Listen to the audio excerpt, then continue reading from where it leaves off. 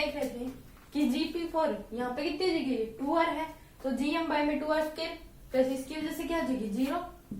अब GP5 5 में देखेंगे तो 5r/2 हो जाएगी, ये 2r प्लस r/2, तो GM बाय में 5r/2 का स्क्वायर प्लस इसकी वजह से क्या हो जाएगी 0।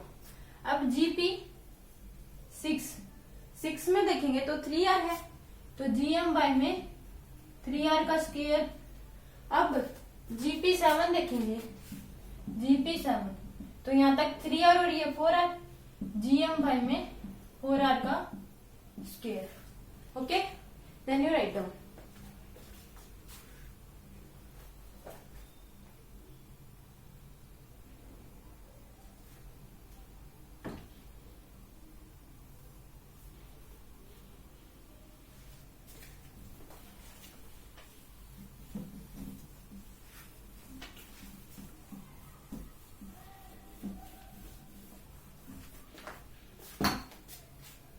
अब gravitation field due to solid sphere की वजह से देखेंगे, इसमें भी क्या होगा, 4 जगह पूछी जाएंगी, सेंटर, इनसाइड, सरफेस और आउटसाइड। ये मान लीजिए कि हमारे पास सॉलिड स्फीयर है, इसमें अंदर भी क्या होंगी, ग्रेविटेशन फील्ड होंगी, इसमें ऐसे आएंगी,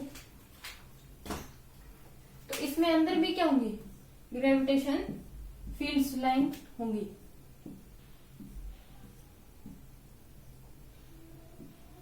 अंदर की तरफ ही होंगी, मास m है, रेडियस r है।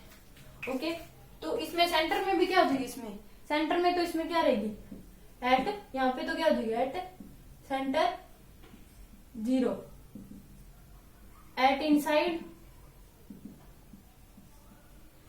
में क्या हो जाएगी g इक्वल टू, इसमें तो क्या रहेगा 0, इनसाइड मतलब ओके। इसमें क्या हो जाएगा कि इनसाइड, हम पहले सरफेस पे देखते हैं, एट सरफेस पे तो क्या देगी, GM बाय में r square. Okay, at outside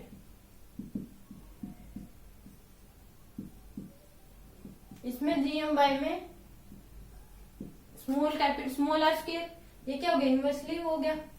इसमें क्या होगा कि इसमें अंदर जब बाहर की तरफ आता रहेगा तो लीनियरली इंक्रीज होता रहेगा। जब मान लीजिए यहाँ पे है तो x पॉइंट पे आ जाएगा तो कुछ ना कुछ होगा, तो इसमें लीनियरली वेरी करता रहेगा ग्रेविटेशन फील्ड, यानी कि बढ़ता रहेगा। तो इसमें क्या हो जाएगा, GMX बाय में r का क्यूब हो जाएगा, और डायरेक्टली इक्वल टू क्या हो गया, x। ओके, तो इसका ग्राफ क्या हो जाएगा, नीचे की तरफ बनेगा इसका ग्राफ भी, यहाँ पे ये G R, तो यहाँ पे R इक्वल टू 0 हो गया। यहाँ पे क्या हो रहा है, इनवर्सली हो रहा है R के। ओके, X मान लीजिए, यहाँ क्या हो गया, R इक्वल टू R, और यहाँ क्या होगा, इनवर्सली इंक्रीज होगा 1/r²। Okay, then you write down.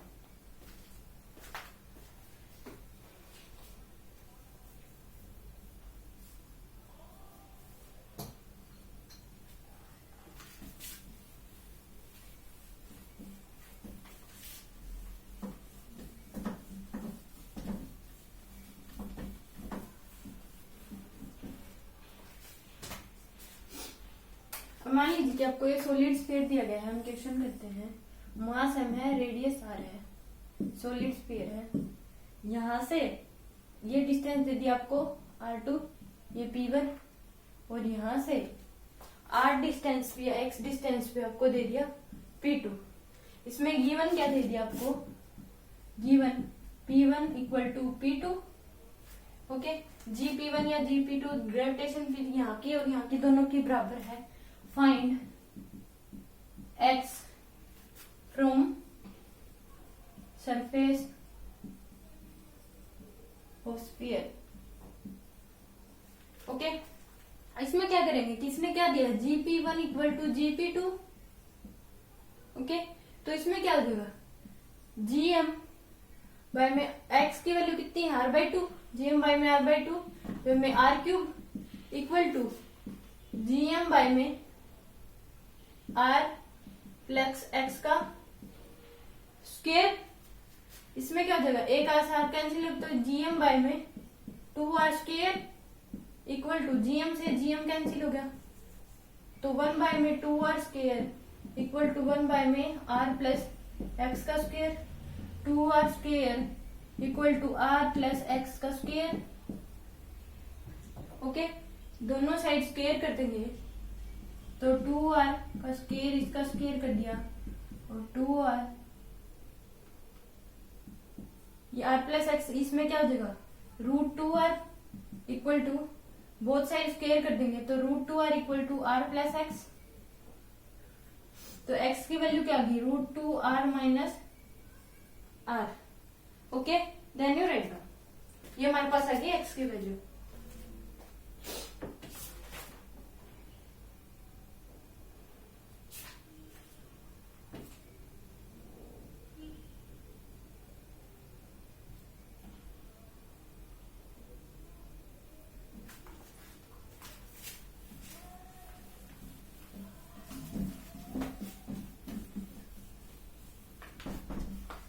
अब अगला हमारा है gravitation field due to earth. Earth की वजह से क्या होगी ग्रेविटेशन फील्ड?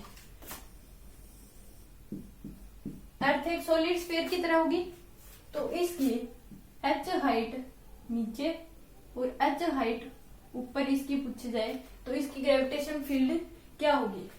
इसमें gravitation field G at centre of earth क्या होती है? तो इसमें 0 ही होती है। ओके, इसका रेडियस कितना होता है, मास कितना हो जाएगा इसका 6 × 10⁻24 kg। ओके, इसका रेडियस कितना हो जाएगा r, जो 600 किलोमीटर होता है, और इसकी डेंसिटी हो जाएगी 5.5 इसकी डेंसिटी हम देखें तो 5.5 × 10⁻³ kg मीटर क्यूब होती है।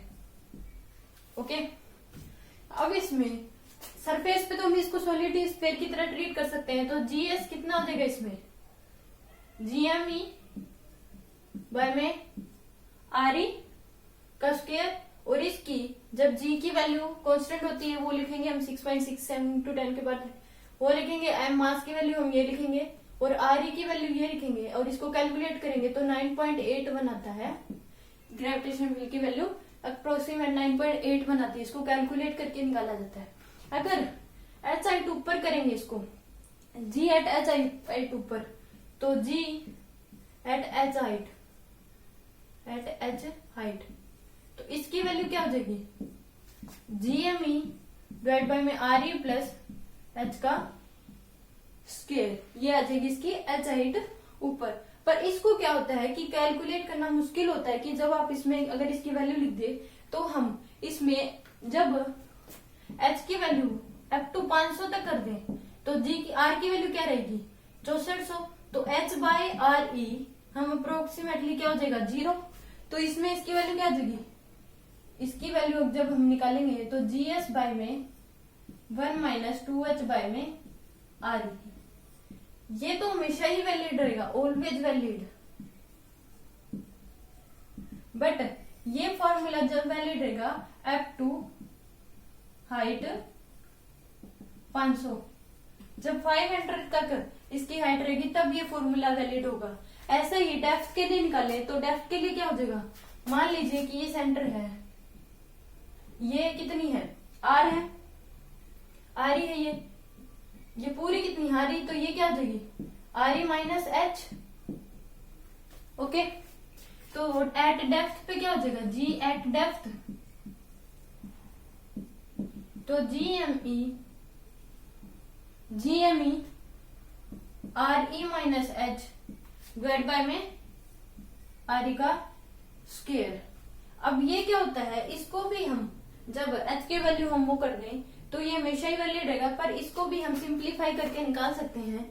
ये बिना डेरिवेशन आता है GS equal to 1 minus H by में RE। ओके, देन ये हमेशा ही वैलिड रहता है, ऑलवेज वैलिड। इसको ही सोल्व करके इसको ऐसे निकाला जाता है, पर ये डेरिवेशन से निकलता है। Okay, then you write down.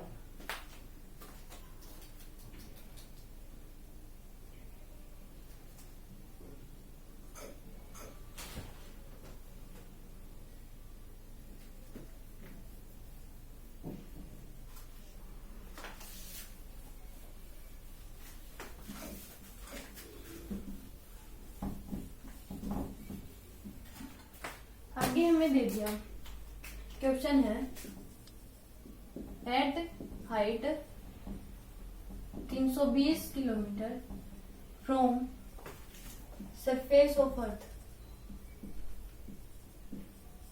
Okay, इसमें हमें 4 चीज पूछेगा। पहला, जी कितना हुआ, फाइंड जी।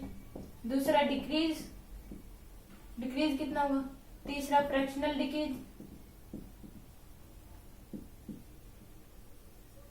और चौथा, परसेंटेज डिक्रीज। ओके, तो हम कैसे निकालेंगे, जी एट 320 हाइट तक दे रखा है, तो इसमें क्या आ जाएगा, GS 1 minus 2h by RE। तो GS 1 minus 2 into 320 divide by 6400।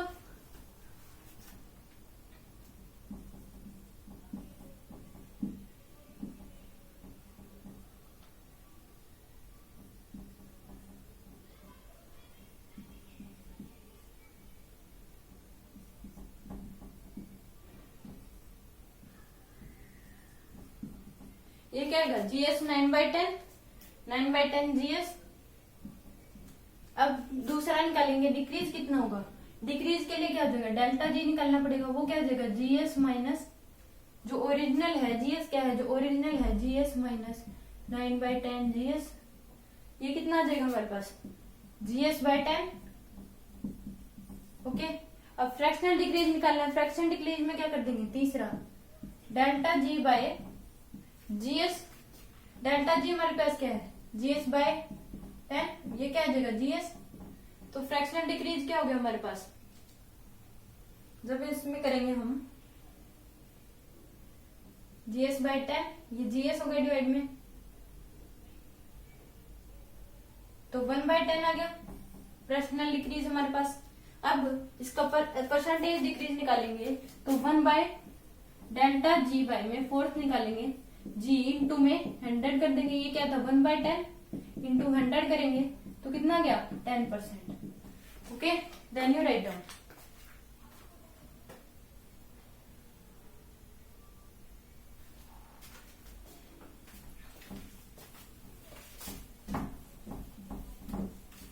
अब अगर कह दे एट डेप्थ पे निकालो, डेप्थ पे कह दे हमको, तो हम कैसे निकालेंगे। तो एट डेप्थ क्या हो जाएगा, एट डेप्थ पे क्या निकालेंगे, तो GS 1 माइनस h बाय में RE होता है। तो GS 1 माइनस h कितना है, 320, ये हो जाएगा। तो GS 1 माइनस 1/20, तो ये क्या हो जाएगा, 19/20 GS। अब दूसरा निकालेंगे, डिक्रीज कितना होगा, G माइनस डेल्टा जी कितना हो जाएगा, G minus GS minus G। तो GS माइनस 19/20, ये कितना आ जाएगा हमारे पास, GS/20। अब थर्ड निकालेंगे, फ्रैक्शनल डिक्रीज क्या हो जाएगा, डेल्टा G बाय GS। ये कितना है, GS/20 डिवाइड बाय GS। तो ये क्या देगा, 1/20। अब इसमें परसेंटेज डिक्रीज निकालेंगे, तो फोर्थ निकालेंगे, तो डेल्टा जी बाय में डेल्टा GS इंटू 100। ये कितना था, 1/20 इंटू 100। ये कितना गया, 5%। Okay, then you write down.